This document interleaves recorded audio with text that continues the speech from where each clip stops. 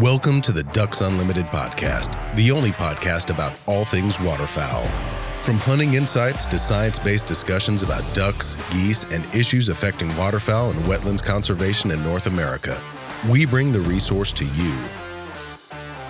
The DU Podcast with your host, Chris Jennings. Today I've got a special guest, brand new to the podcast, other than in brands, because Boss Shotshells is a sponsor of our show for December and January. But I wanted to welcome Lee Chose, the owner and brand manager of Boss Shotshells. Welcome to the show, Lee. Well, thanks for having me on. Awesome, man. This is it's great to finally connect with you. I know you and I work offline, obviously not during the podcast, but we work on different things throughout the year, and I'm excited to have you on as a guest.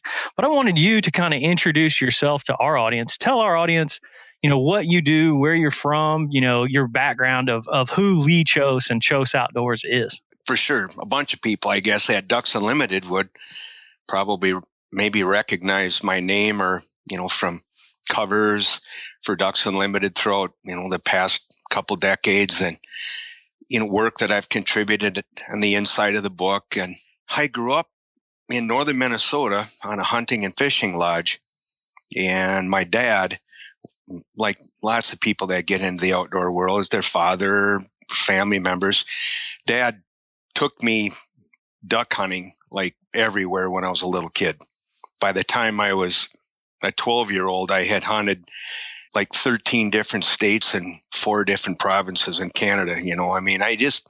I've loved everything there is to love about ducks since I can't even remember when. Maybe 5 years old, I had a book. I think it was Frank Belrose's book, Ducks, Geese, and Swans in North America. And I think I had that. I couldn't read, but I had, I suppose you could a tiny bit, but I had that book memorized. I still tell people to this day, it's the only book I've ever read in my life, cover to cover. That's a good book to read for a waterfowl enthusiast. Chris, when I was a kid, I always used to look at the pictures of king eiders.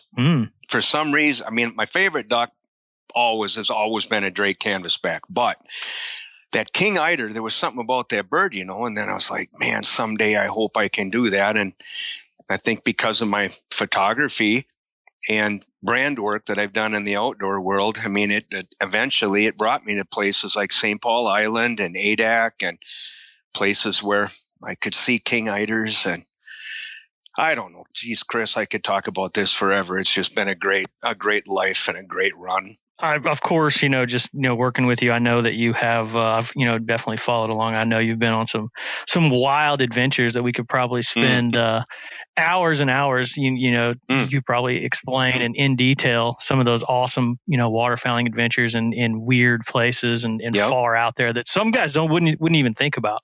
But what I really wanted to get, from you, and we kind of mentioned there, you mentioned this before we came on here, and it was, as far as Boss Shotshells, that Boss is kind of your baby, this company is brand-wise, absolutely. And, the branding of all of that. So before we really get into Boss, I kind of want to talk about the branding of Boss and how you came about as creating this whole creative package around Boss Shotshells. I kind of want to clarify something we said in the beginning. Like when you introduced me as like the owner, I'm a owner. I have a couple partners, and Brandon Surecki back at the shop in Bridgman, Michigan. He's the guy. He's the guy that came to me with the shell and said, "Hey, dude, what can we do to bring this thing to market?" So it starts with Brandon, not me. But he asked me if, in short, because it would be a long story, but in short, could I help him get this product to market? And first of all, it's a fantastic product. It's best in class. In my opinion, it's the best waterfall shell made. To create a brand from like a white piece of paper, right?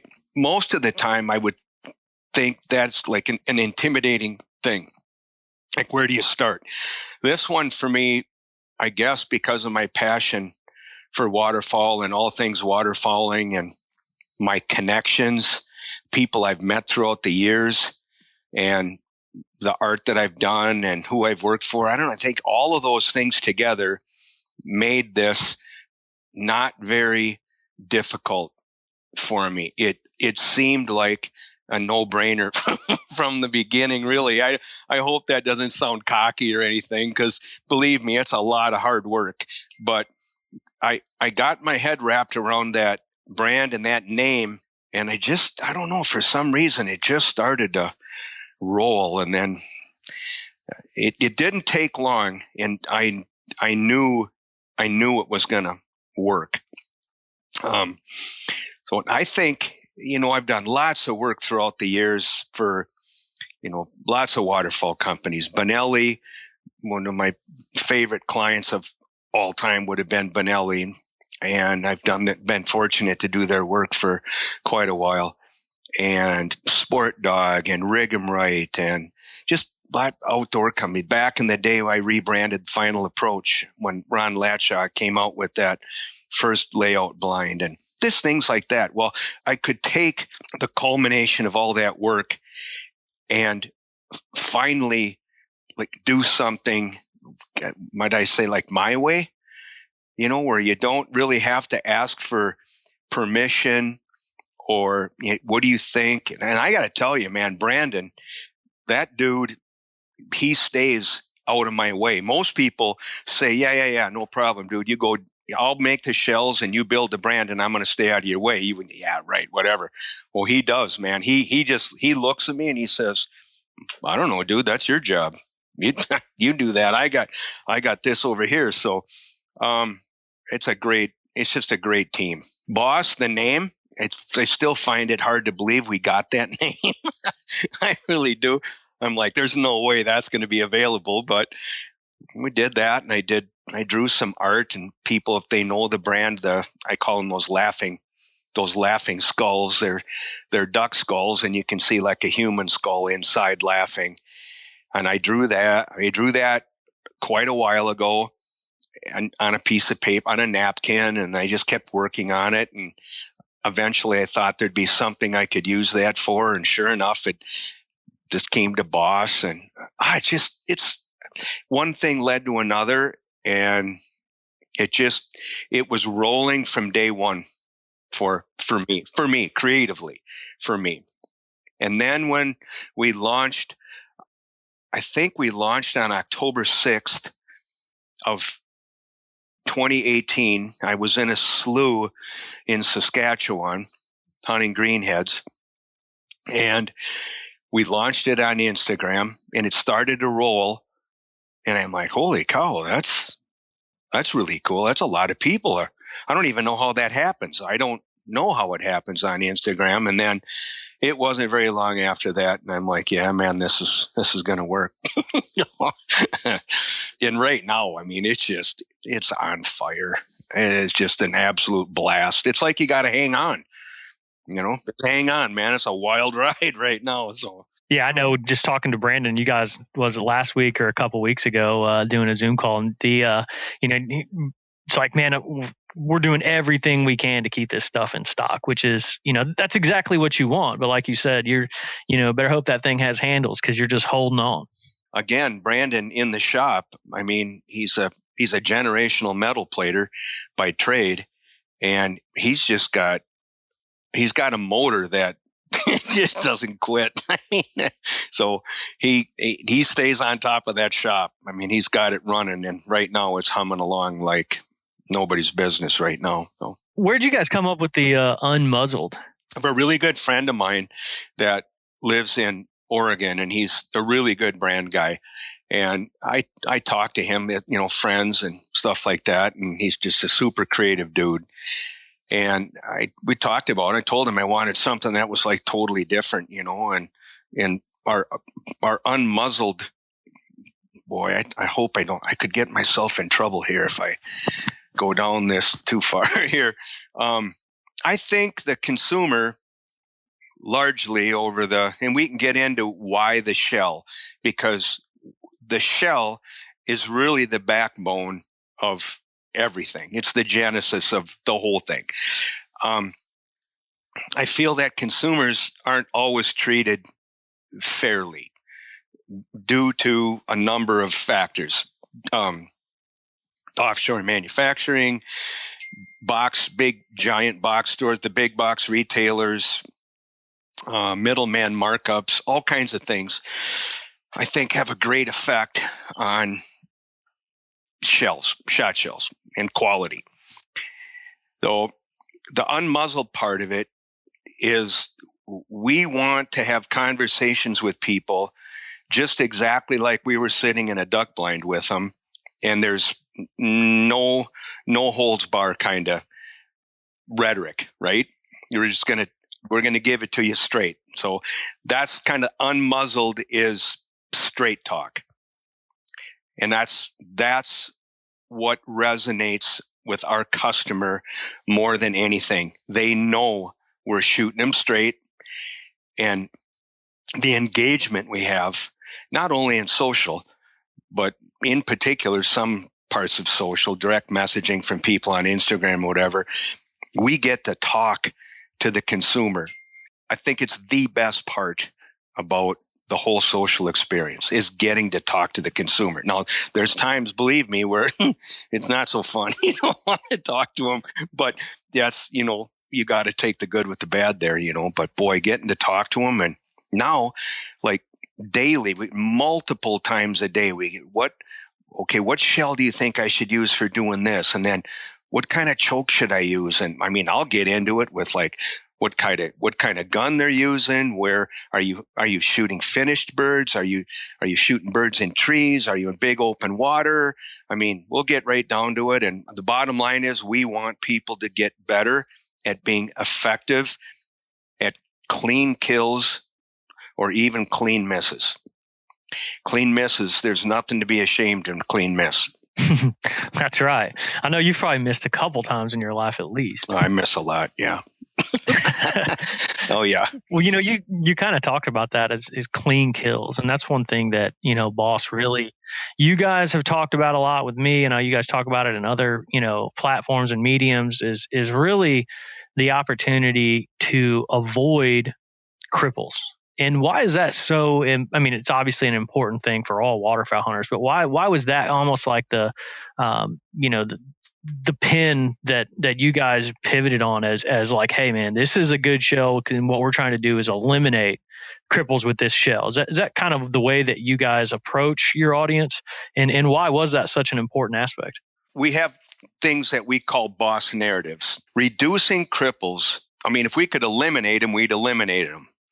But I don't think we can eliminate them because we're human.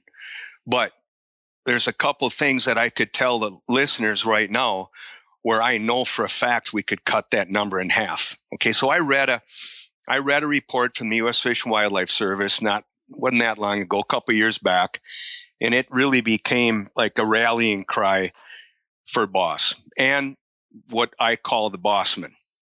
And that's the legions of people that are out there right now that are not only users of the product, but advocates of the brand, right? We don't have a bro staff, but we have a bunch of people that love the product, love our message, want to fight for that. They dig the whole reduce crippling thing. Okay, so I read this report where every year we lose between 3.4 million and 3.7 million due to crippling. And I read that and I'm like, what? So then I started to do some major digging, and I went as far back as to a report done in 1954. It was a study by the U.S. Fish and Wildlife Service, 1954, 55, somewhere in there. I could look it up and get you that number exactly. I could probably find it again, but they talked about the crippling rate being 30 to 40% of the take. So I started to look at like what the take is around, states, provinces, certain regions like flyways. Anyway, I got into it. And the bottom line is, you could argue about the number, but it's staggering. So I thought, why do we have such an incredible crippling rate? And more so, why are we okay with it as sportsmen?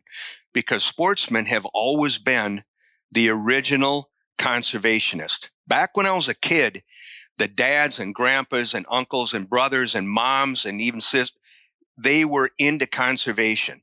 I remember going to DU events back in the day where you wore a suit. You got dressed up to go to it. I mean, it was a different culture back then, but we were way into the conservation. Not just habitat, which is key. We know that, right? But the conservation of the birds. So let's take a look at this crippling thing. Brandon comes to me with this shell, and it's a killer. And what I mean by that, I don't mean that gross. I mean, it's a killer, right? If you do your job, that duck's going to be dead. So you go, well, how do you do your job? Well, good shell selection. You pattern. You always put it on paper pre-season so that you know exactly what you're doing. You choke it properly, and you be very honest with yourself in what kind of ethical shots you take. So if you take the shell and then you do the rest of these, what we call boss narratives, and you put them together, you're going to reduce your crippling rate. You will. So think about that. I was talking to a buddy of mine, a really good friend. He's a big time rep in the outdoor world. His name's Jeff Watt, really close friend of mine. He's down in Missouri. And I asked him, I said, he's the boss man, and he's a sub gauge guy. I've only seen him shoot a 28 or a 410. He's a very, very good duck hunter, ethical, and he's a really good shot. Okay, so we factor that in. But I asked him, I said, dude, last year, I said, I don't know, how many green has you and your whole group killed last year? I don't know, a lot. Good, had a good year. I said, how many did you lose? And he goes, me? I'm like, yeah, how many did you lose? And he goes, well, I didn't lose any. I'm like, you didn't lose a duck. And he goes, nope. But when you're with them, I mean, he shoots in his lane, he shoots in his hole, and he shoots ducks at finished birds at 25 yards or in, right? They're not going to get away from you, right? So you'd go, well, nobody needs a copper-plated boss shell to kill a duck inside 25 yards. Well, I mean, that's not quite true. But the point is, he did everything that we ask of the consumer to do, and he did eliminate cripples last year. Now, with him and the guys that he was with, I think he said he saw 2 lost. 2. Think about that. That's staggering. But let's go back to that 3.4 to 3.7 number. Assuming it's a real number, I'm telling you, it might be more than that. It's a staggering number. If we did these things that we talk about at Boss, and we even cut that number in half, we don't need more legislation. We don't need any kind of federal mandates. We don't need anybody to tell us anything. This is something that we can do on our own. And can you imagine cutting that number in half and sending 1.8 million birds, whatever it is, back to the nesting grounds each year? I mean, I think that's quite honestly, I think it's an easy thing for us to do if we all get our head wrapped around how it works. I don't know. That's boss, dude. That's boss in a nutshell right there. That's it. No, that's awesome. And that's, you bring up a good point. You're sending 1.5, 2 million more ducks back to the prairies, or back to the breeding grounds in the spring. That's really significant. And I know, you guys have stressed this, relationship with Ducks Unlimited that you guys have, as far as, you guys are very proud of your conservation ethic. And that's, obviously that's our pillar that we stand on is, the conservation. And but even from an editorial perspective, we talk about the ethics of waterfowl hunting. And I think you hit the nail right on the head where you combine the multiple aspects of patterning your gun, taking a responsible shot, improving the shot shell that you currently use, to combine all those things to really eliminate not only, cripples, but really just being a better waterfowl hunter. So I think that really hits the nail on the head, and I think that resonates with our audience for sure. Let's talk about the actual loads themselves. The first one that you guys came out with, Brandon had showed up with the 2 3/4 5. That 5, yeah, sure, shorty. Yeah, we call it shorty. Yep. Yeah, and you're a big fan of that load specifically. Kind of talk about that 2 and 3. Everyone's going 3-inch, 3.5. I mean, if they made 4, somebody would try and buy it. Yeah, they do. But I've heard that. It's yeah, exactly. But talk about that 2 3/4 5. We think Boss and that shell, that copper plated shell, is very, very similar to the old lead shells. The way its construction, the way it patterns, the way it performs, the way it behaves, the relationship between the bore diameter and choking, it's a lot like lead. And what I mean by it behaves like lead, we test in like these gel blocks, right? And we'll take at 40 yards, we'll take a gun, like take a Benelli, so take an OG Benelli, an original Super Black Eagle or something, full choke, an old school lead number 4, and shoot it at 40 yards, and then we'll flip it around or else shoot it into the same side with a copper plated 4 or even a copper plated 5, and then look at it, right? And you're like, holy cow, man, that's awesome. Now, when we started Boss, it wasn't copper plated. But if you want to know how the 5 thing started, we were talking about duck loads. And Brandon knows that my favorite shell of all time back in the day was a Winchester XX copper plated lead number 6, it was a number 6 back then. And so I thought, well, that would be a lot like a 5. And we talked about it. And that 5 kind of became, I would call, the gold standard for a duck shell, a 2 3/4.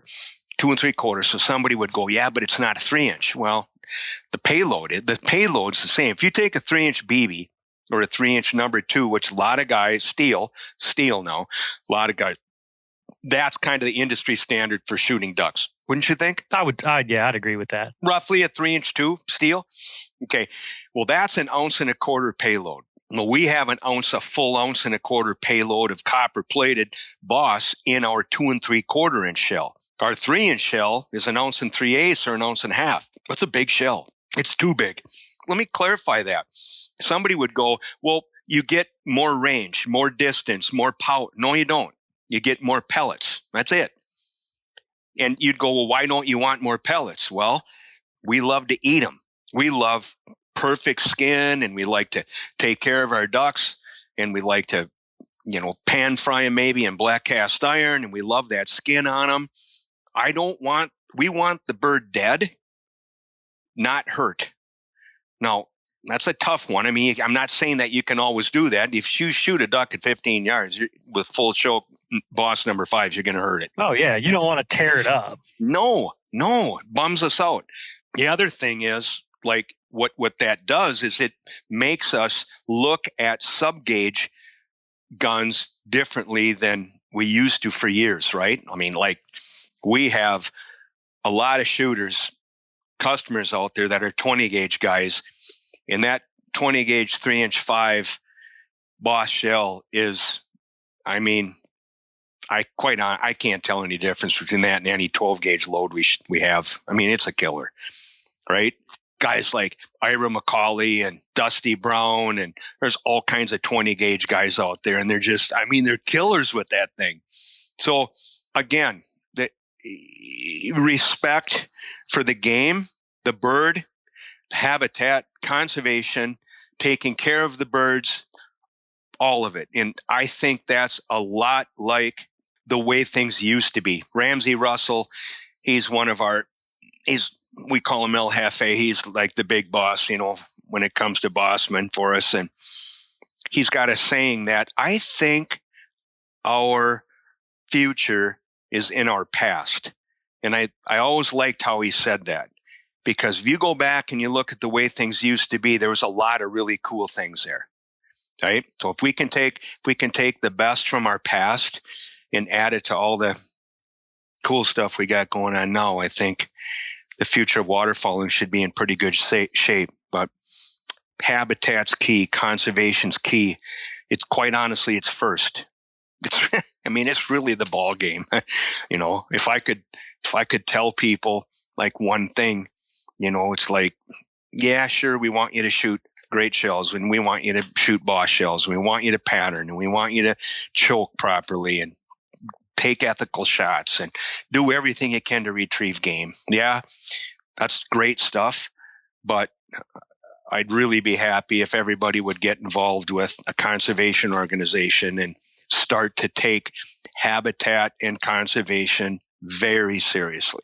That's what we all hope happens. That's basically what we do, and that's why we're excited to have Boss involved in some of our programs, and I'm sure our audience is becoming more and more familiar with Boss just from 20. I think we started running in 2019. People started seeing some Boss ammo and some of the new guns and gear stuff. And then we did several things in July and August this year.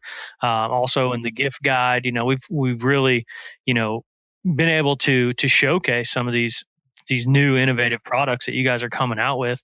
But one question I do have, and you've talked about it several times, and it's all about patterning. We've done patterning shows with Phil Bergeli, podcast and articles, things like that. But why exactly what makes the Boss shot shell perform so much well in a full choke? That would be a lot better question for Brandon sometime to have on here. I can ask him that for sure. Yeah. Oh no, because I suppose I did be hard. I don't want to talk out of school here because he's so smart when it comes to that shell and why. But it's the construction of the shell for sure.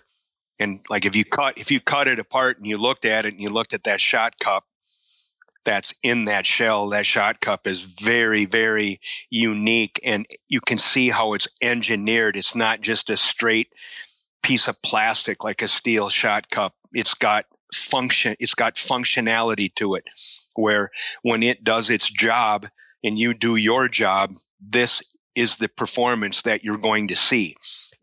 Here's one thing. We've always went through this. I love ducks, right? Everybody who knows me knows this, right? It's always bothered me that an archery hunter that draws a sheep tag, that dude, gal, is going to start training for that sheep hunt. Physically start training for it. Oh yeah, that's serious right there. Oh, they're serious. They call it sheep shape, right? Got to get in sheep shape. Then maybe a bow, new arrows. What kind of arrows? Let's work on the arrow. What kind of, if we're going to practice, do I practice with this field tip, or then do I start to put on that broadhead that I'm going to use to kill and practice with that? The bottom line is they go prepared. I think there's a lot of waterfowlers that if they knew the consequences of not doing that, maybe they would look at it a little more different when they go out next time in the fields. And what I mean by that is, do you practice, or do you just go get a gun and then you just go get any old box of shells there is, and you go out and here comes some ducks or geese, and they come in and you shoot, and some start flying away and you're shooting at their butts at 40, 50, 60, 70, all that, right? I think if you stopped and you thought about it and you went, yeah, man, why am I doing that? That's not right. That's not ethical. That's not the way to do this. But I worry about me getting too preachy at times too, because I care so much about them, but yeah, no, that's what it is. The sheep hunters will do everything to not cripple that animal, because it's going to kill them when they cripple that. If they do and they lose it, it's going to kill them. It's going to eat them alive. Every crippled duck eats me alive like that. When I was a little kid, my dad, I think we were in Kansas or southern Iowa, and we were around a refuge, and there was lots of birds flying around. And when I was even a little kid, I carried a camera, so I was photographing, of course. And he brought me in there, and there was this series of canals in this refuge. and they were full of cripples, ducks and geese, full of them. And it really bummed me out.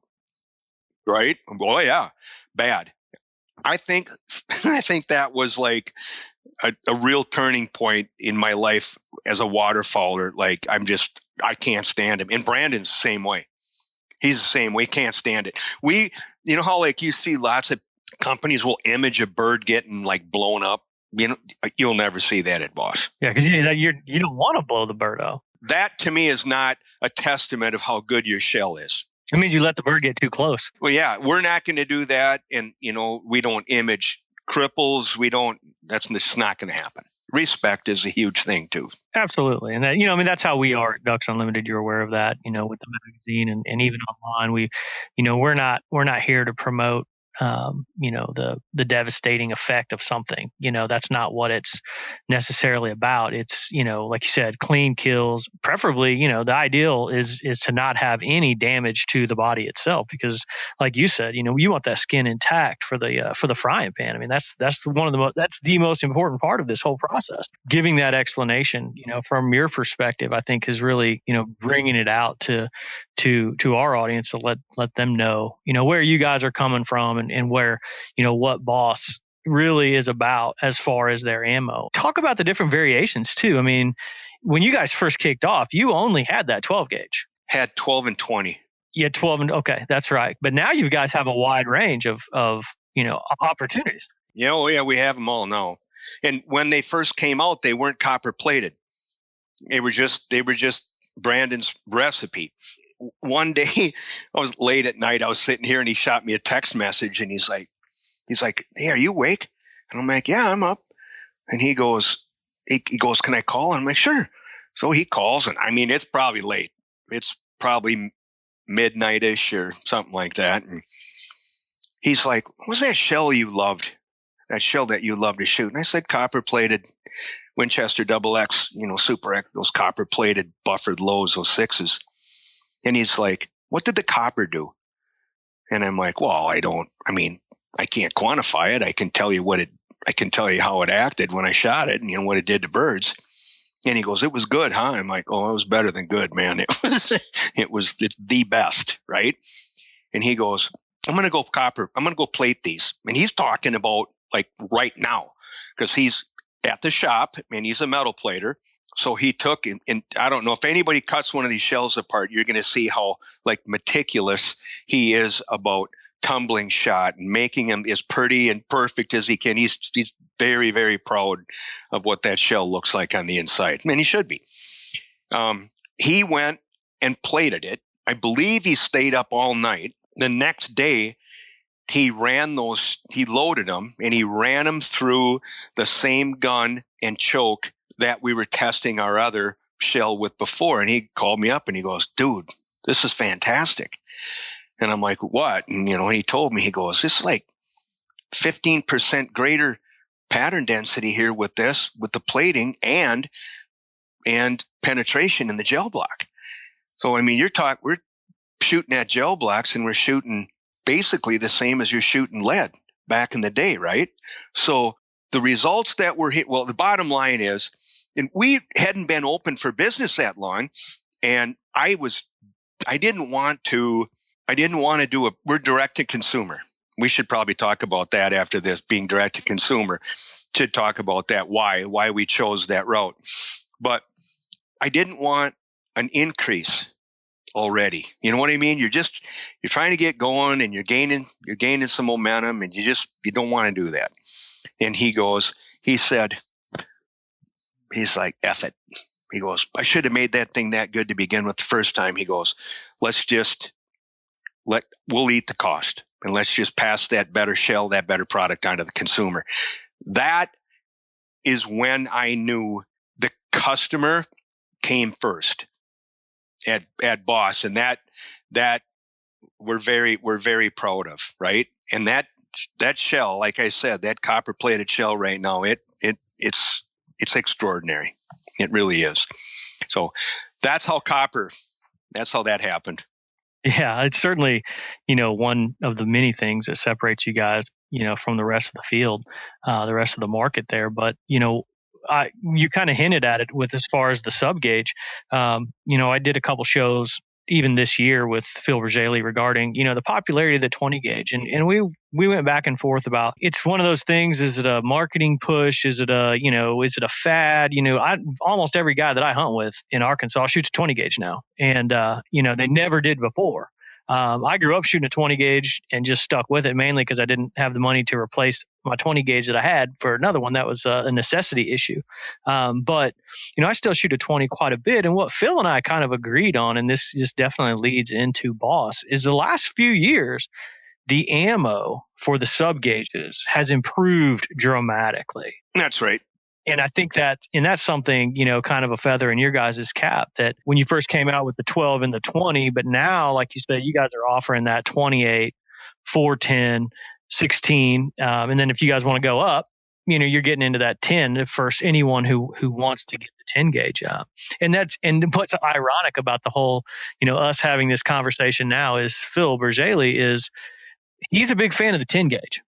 Always has been. And this year, a lot of people are. Oh yeah. I mean, he shoots those big Canada geese, and he likes to shoot them with that 10. And this year he's actually shooting a 20. And I know that he does have some of your guys' ammo, and that's pretty cool. It's just like the timing of it and everything, and then having you guys on here, talk about that growth. And are you seeing more popularity shift to that sub gauge? No question. And I think it's in almost direct correlation. Like the number is decreasing on 3.5 and sliding over to sub gauge. Trying to change that narrative of a 3-inch shell to a 2 3/4. That's no joke. That's hard work, dude. I mean, there's 3 decades of people shooting 3-inch steel, right? So you got to get it, But oh yeah, not just 20 gauge like you said. I mean, I shoot mostly a 28 gauge at everything. That includes geese. Now, do I shoot honkers at 40 yards? I'm talking honkers. I'm talking big birds, right? No, I don't. But I don't need that many honkers either. If they come in close and the white cheek patch is there, I mean, a 28 gauge load of number 5 is going to kill it. That's all there is to it, But that 20 gauge, like you're talking about, is a fantastic gun, and it's a killer. You're not sacrificing anything. Maybe pellet count. Well, not maybe pellet. That's what you're sacrificing, pellet count, right? But if you did your job, you put it on them, you're not going to notice any difference.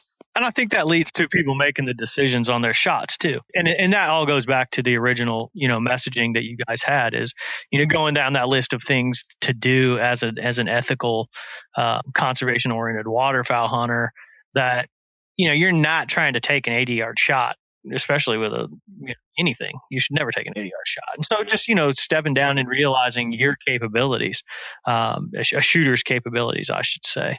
But you kind of hinted on this, and I'll let you explain it and get into it. But, your price point is fairly low. And that's eye raising for a lot of people. How do you guys get yourself and get this ammo into a price point that is, really it's an affordable option for people? Direct to consumer. That's how you do it. When you're a consumer, and we live in an age of box store cultures, giant companies, satisfying quarterly shareholders, there's all kinds of factors that go into why goods are the quality that they are. And this is the unmuzzled part of Boss right now. None of them have to do with the consumer first. They have to do with profits. And that's not what we're like. We make the very best shell for the very best price that we can bring it to the consumer. And we mean all consumers. So let me clarify that. People will direct message us or ask us, hey, do you have a pro staff discount? No, because it's the same number for everybody. We already did that. You know what I mean? The cost is the major cost that would be massive middleman markups or profits at the box store, they're eliminated. We already eliminated that. That's why we can make that good a shell for the price. I think I think that shorty is about $1.25 a squeeze, I think. Something like that. And if you look at like what you would consider a premium type steel shell, I personally don't think there's any premium in any steel shell, but people can do the math and they can, make their choice up. But I promise you, there's quality and price. There's nothing like it, or in performance, nothing like it. And that's because we're direct to consumer. That's why. Do you want to go ahead and let our audience know exactly where they can find that? Only at Shotshells.com. I know that sounds like a bit, but it's the truth. It's the only place. It's the only place you can get them, dude. So, well, at D, our relationship. I want to say this to people. We're proud of our relationship with Ducks Unlimited. Just the fact that we're a 2-year-old company and we're doing the kind of work and advertising that we're doing with you guys is remarkable to us, right? And you know my relationship with Doug Barnes there at the magazine, right? It goes back 25 years, right? And Doug he'd call me and he's like, dude, you got to fix your messaging on your ad. That ad with those 3 old dudes, the 3 old guys? He's like, I think your message of being direct to consumer is getting lost. And I'm like, you do? I said, I say it. He goes, well, yeah, you say it, but you say it down in that fine print. He goes, I think you got to move that up into your headline. And I did that, and that made a difference at Ducks Unlimited. And I think a lot of that is due to the age of the demographic.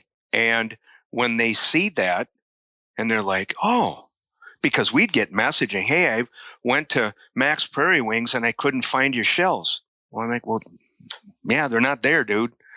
And then you then you feel bad, and I'm like, well, me as the creative guy, did I miss the mark there? And, maybe I did miss the mark there, but I really want people to know to just go on BossShotshells.com and take a look at the products, read some of the information on there.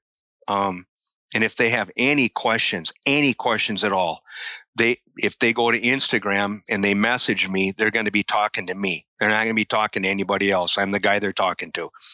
And if they want to talk gauges and chokes and hunting and Saskatchewan or shooting lead back in the day, you can just give me a holler. Like I said, we love talking to them. So I got a quick question for you before I let you go. I've got several questions, actually. I do a lot of snow goose hunting, and you kind of talked about sheep shape, and I'm in the process right now of preparing for snow goose shape. That's when I start really trying to work up my adrenaline, stamina, I should say, because I know I'm going to be setting 2,000 or 3,000 decoys a day here pretty soon. But how do you justify to someone who asks you, like, hey man, I'm shooting a case of shells a day, this high volume shooting opportunity. Why should I go with Boss, instead of potentially, a cheaper round? I mean, again, to me, it's an ethics thing, right? I mean, I tell people you're going to retrieve more birds to hand per shell with a copper plated Boss than you are with anything steel. You're going to shoot less shells at what you kill. The caveat to that would be somebody would go, well, I'm shooting on a field and it's easier to retrieve a crippled bird in the field, a goose. Well, there's no question about that. No question about that. If I watch videos on Instagram, and there's lots of them out there, and you watch birds come in, geese, and they set up and they're starting to backpedal, and then you can start to see them flush. And they turn, and then you start to hear the volley of shells. And then watch how far the birds are going away when people are still dumping their guns. And there's a lot of snow goose shooters that part of the game is, a semi-automatic with a SWAT tube on it and 10 rounds in it. That's part of the snow goose game right now, right? I get it. But I just think it's a much more ethical killing shell. So cost factor in, first of all, I don't think Boss is expensive, period. I think that's a bad narrative that's been perpetuated for 30 some years since, when they outlawed, the ban on lead. I mean, it's just a bad narrative. Since when is the cheapest thing ever been good or ethical in this country? It's not. It just isn't.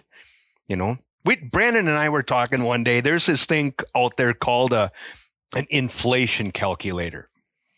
So you could take a product from 1978 and plug it in the price of it and plug it into the inflation calculator, and it would tell you what it would cost today. And if you took that Winchester 3-inch number 6 or 3-inch number 2 copper plated Devastation that used to be, and you add that to it, it's more expensive than what a Boss shell would be today. So that, how can the cost of a shell continually go down? I mean, you have some shells that are like $10.97 a box. Do people not question that and go, what? How's that even possible? But so, I mean, they're not expensive. Before I let you go here, and just because I know that you travel around the world, you've gone on some fantastic hunts. I wanted you to share with our audience, what was your favorite adventure waterfowling that you've ever been on? Let's start with, I'm a northern prairie hunter, right? So there's DIY guy my whole life. So there's nothing quite like DIY hunting on the prairies, scouting your birds, getting permission, or big water diver hunting on the prairie, whatever it is. Let me preface that with, that's my favorite thing to do. Okay, but if you want to talk about a trip that was my favorite, maybe my favorite of all time, I went to Nanook in the Nunavut territories a number of years ago in the middle of May, hunting white geese.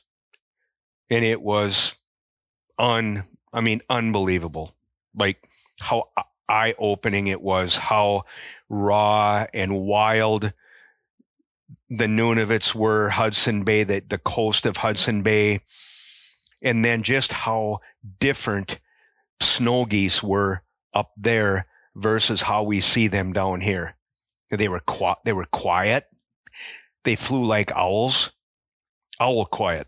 They were sometimes 3, 4, 5, 6 feet off the ground, off the snow, and then moving across the tundra like that, not in massive flocks, all broke up, so that it's a completely different bird up there. Now, were you calling them? Are they responding to calls at all? Or no, I don't think they respond to anything. I think their urge to nest, get that mom on the nest and get those eggs out, I think drives the whole show. The girl does. Yeah, because they're flying around in those little breeding colonies. They've broken up into these even sub-colonies, sub-colonies of the colony.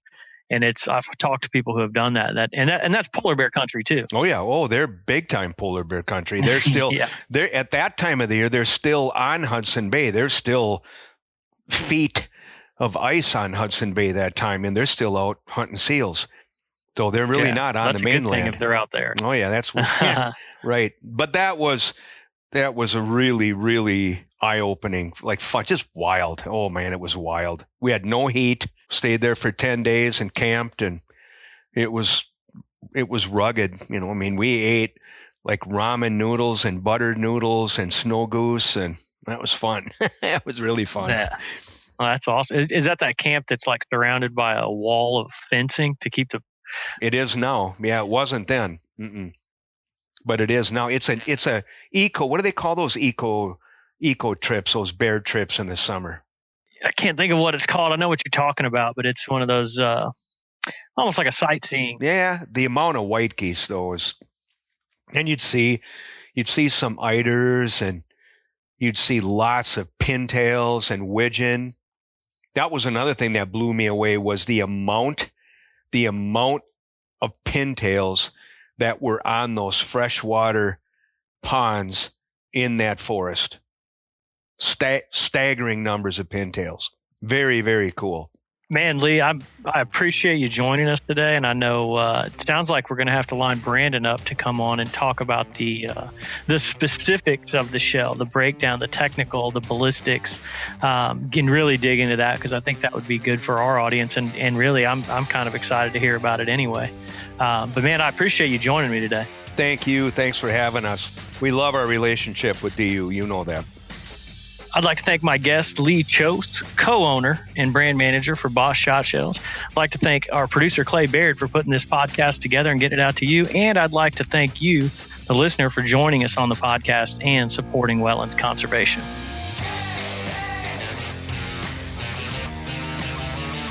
Thank you for listening to this episode of the DU Podcast. Be sure to rate, review, and subscribe to the show, and visit www.ducks.org/DU Podcast for resources based on today's topics, as well as access to more episodes. Opinions expressed by guests do not necessarily reflect those of Ducks Unlimited. Until next time, stay tuned to the Ducks.